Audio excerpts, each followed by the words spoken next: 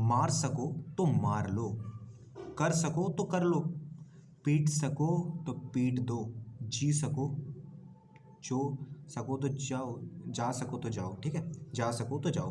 तो इन हिंदी सेंटेंसेस को कैसे आप नेचुरली और इजीली इंग्लिश में एक्सप्रेस कर सकते हो, just like a native English speaker does, ये जानने के लिए आपको वीडियो को लास्ट तक देखना है। और इस वीडियो में मैं आपको स्ट्रक्चर समझाऊंगा, उसके पीछे का जो सिचुएशन है, जो कॉन्टेक्स्ट है, वो आपको बताऊंगा, ऑल्टरनेटिव्स बताऊंगा ताकि आपका कॉन्फिडेंस बढ़े, और एग्जाम्पल सेंटेंसेस बताऊंगा ताकि अच्छे से स्ट्रक्चर क्लियर हो जाए। ठीक है, सो वीडियो को आपको लास्ट तक देखना है। एंड अगर आपने मेरे चैनल को सब्सक्राइब नहीं किया है सो प्लीज़ सब्सक्राइब कर लेना। So let's get started with the video. So the most common structure जो जिसकी मदद से आप इन सेंटेंसेस को, इन हिंदी एक्सप्रेशंस को एक्सप्रेस कर सकते हो, द स्ट्रक्चर गोज लाइक, सबसे पहले आपको वर्ब का यूज़ करना है, उसके बाद ऑब्जेक्ट, उसके बाद इफ़ यू कैन, यानी एक सेंटेंस, उसके बाद if you can, verb object यानी I think imperative sentence, right. उसके बाद या तो आप इस स्ट्रक्चर का भी यूज़ कर सकते हो, वर्ब ऑब्जेक्ट, उसके बाद if you think you can, दोनों में से किसी एक का यूज़ कर लेना, दोनों बहुत ही कॉमन स्ट्रक्चर है, दोनों कॉमनली यूज़ किया जाता है। ठीक है, अब देखते हैं इन दोनों स्ट्रक्चर के पीछे का जो सिचुएशन है वो क्या है। हर सेंटेंस के पीछे का एक सिचुएशन होता है और उस सिचुएशन आने पर हम वो सेंटेंस बोलते हैं। तो इसके पीछे का क्या सिचुएशन है वो देख लेते हैं, लेकिन उससे पहले ये जानना ज़रूरी है कि सिचुएशन को क्यों जाने भाई, क्यों जानना ज़रूरी है सिचुएशन, तो ये देख लेते हैं। तो देखो, सबसे बेस्ट तरीका इंग्लिश सीखने का है कि आप ट्रांसलेशन को रिमूव करो और फ्लुएंसी के लिए क्या करो ना, आप जस्ट एक्सप्रेस योर फीलिंग्स और इमोशंस, अपनी फीलिंग्स को, इमोशन को एक्सप्रेस करो, सिचुएशन को देखो, समझो, एक्सप्रेस करो।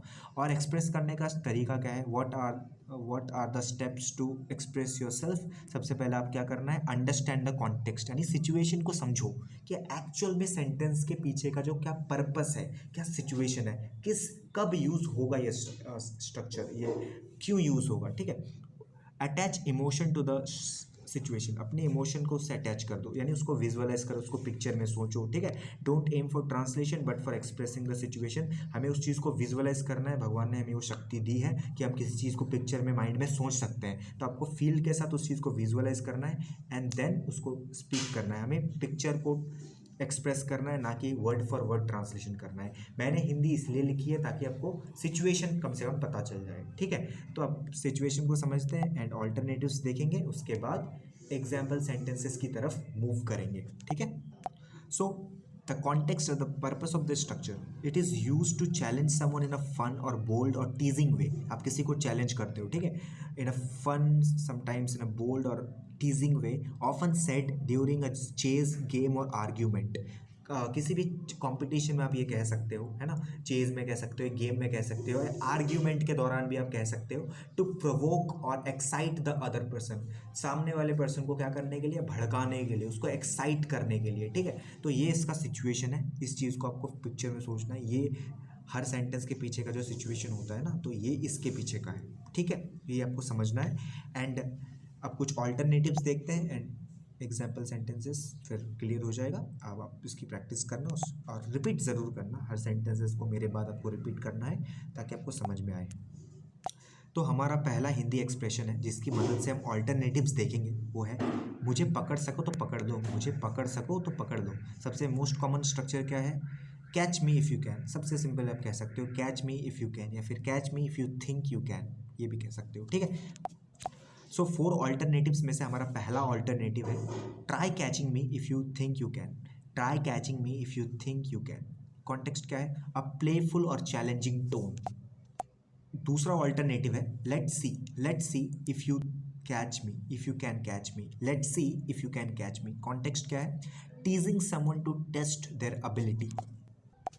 Third alternative is catch me I dare you, catch me I dare you, मतलब मैं तुमको चैलेंज करता हूँ, I challenge you catch me. ठीक है, I dare you to catch me, ऐसे कह सकते हो, catch me I dare you. Context क्या है, bold and proactive, used in games और डेयर्स, किसी चैलेंज में या फिर गेम्स में इसका यूज़ किया जाता है। Sorry, bold and provocative, sorry, मतलब थोड़ा सा ये भड़कीला है, प्रोवोकेटिव है। चौथा ऑल्टरनेटिव है गुड लक कैचिंग मी, गुड लक कैचिंग मी, यानी गुड लक, कैच कर सको मुझे तो ठीक है, गुड लक।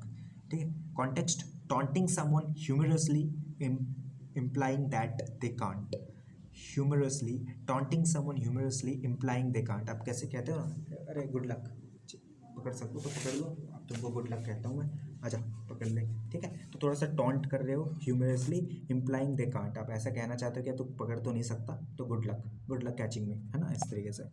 तो अब कुछ एग्जाम्पल सेंटेंसेस देखते हैं। तो पहला एग्जाम्पल सेंटेंस है, मुझे हरा कर दिखाओ, मुझे हरा कर दिखाओ। Beat me if you can, beat me if you can, context a challenge in sports और competition obviously. Second one is मुझे रोक सको तो रोक लो, मुझे रोक सको तो रोक लो।